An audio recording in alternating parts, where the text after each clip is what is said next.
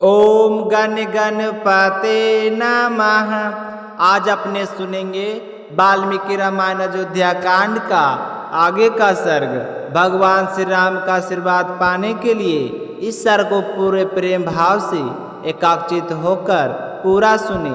बोलिए गणेश भगवान की जय हो। बोलिए सियावर रामचंद्र भगवान की जय हो। हनुमान जी बाबा की जय हो। श्री राम दरबार की जय हो। माता सीता बार बार विनती करती हुई श्री राम से कहती है कि हे प्रभु, आप मुझे साथ ले चलिए। मैं आपके बिना यहाँ पर जिंदा नहीं रह सकती। मैं वन में आपके साथ रहकर बहुत ही खुशी रहूँगी। वहाँ पर आप मेरा कोई भी प्रतिकूल व्यवहार नहीं देखेंगे। मेरे लिए आपको कभी कोई कष्ट नहीं उठाना पड़ेगा। आपके साथ जहाँ भी रहना पड़े वही मेरे लिए स्वर्ग है, और आपके बिना जहाँ रहना पड़े, चाहे वह कितना भी सुंदर और सुसज्जित महल हो, मेरे लिए वह नरक के समान है। हे प्रभु, जो मैं कहना चाहती हूँ और जो आपसे कह रही हूँ उसे समझने की कोशिश करें और अत्यंत प्रसन्नतापूर्वक मुझे साथ ले चलें। मैं आपको साथ ले जाने के लिए कह रही हूँ। मैंने आपको यह कभी नहीं कहा कि आप अपने कर्तव्य का पालन ना करें, वन को ना जाएं, यही महलों में रहें। मैंने आपको अपने धर्म का पालन करने से नहीं रोका, तो आप मुझे क्यों रोक रहे हैं? हे नाथ, यदि आप मुझे त्याग कर वन में को चले गए तो इस भारी दुख को मैं सहन नहीं कर पाऊंगी। ऐसी दशा में मैं इसी समय आपके जाते ही प्राण त्याग देना अच्छा समझती हूँ। आपसे विरह का यह शोक मैं 2 घड़ी भी सहन नहीं कर सकूँगी, तो फिर मुझे दुखिया से यह 14 वर्षों तक कैसे सहा जाएगा। इस प्रकार बहुत देर तक करुणा विलाप करती हुई शोक से संतुष्ट हुई सीता अस्थिर होकर अपने पति का जोर से पकड़कर उनका आलिंगन करके फूट फूट कर रोने लगी, और उसका शरीर बुरी तरह से कांपने लगा, जैसे कोई हथनी के असंख्य बाण लगे हुए हो और वह घायल होकर कांप रही हो। ठीक उसी प्रकार सीता जी रामचंद्र जी के अनेक वचनों के द्वारा साथ ले जाने के लिए गुहार लगा रही थी, और श्री राम मान नहीं रहे थे। लेकिन जब सीता को सब्र का बाण टूट चुका था, वह बुरी तरह से रो रही थी। वे उसी तरह से राम का आलिंगन किए आंसुओं को बरसाती रही। उनके दोनों नेत्रों से स्वस्तिक के समान निर्मल संताप जनित आंसू जल बह रहा था। ऐसा लग रहा था कि जैसे 2 कमलों के फूल से जल की धार गिर रही हो।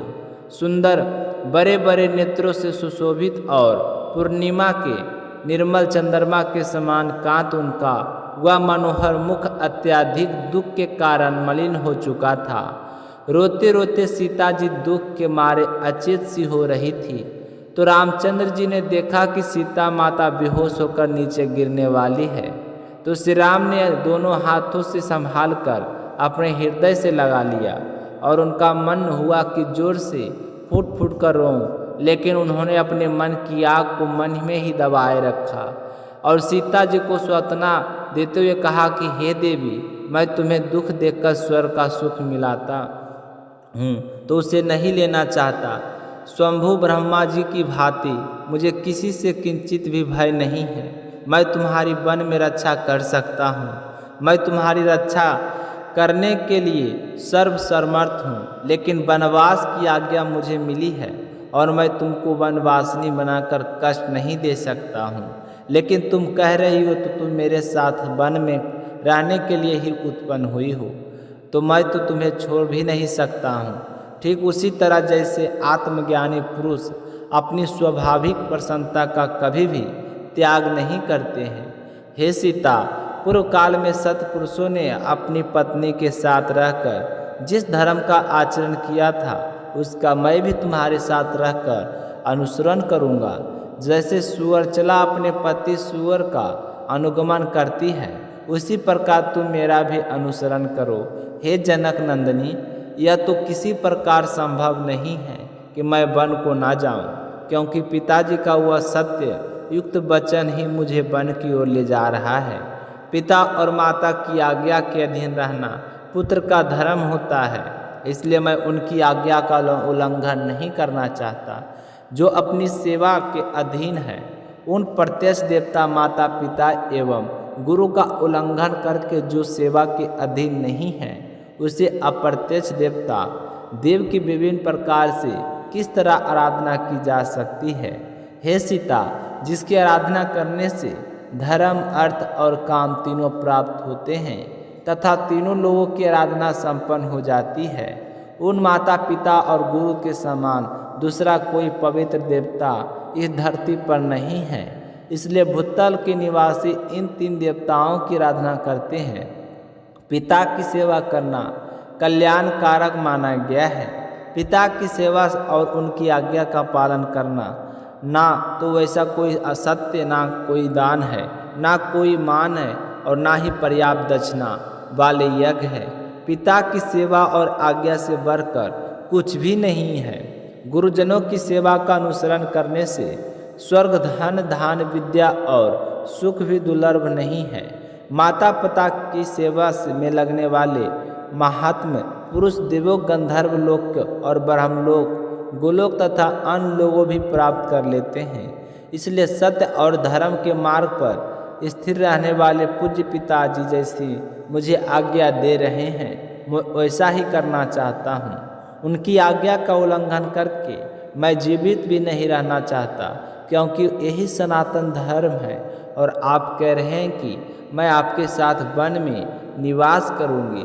ऐसा कहकर तुमने मेरा साथ चलने का निश्चय कर लिया है, इसलिए तुम्हें दंड करने ले जाने के संबंध में जो मेरा पहले विचार था वह बदल चुका है।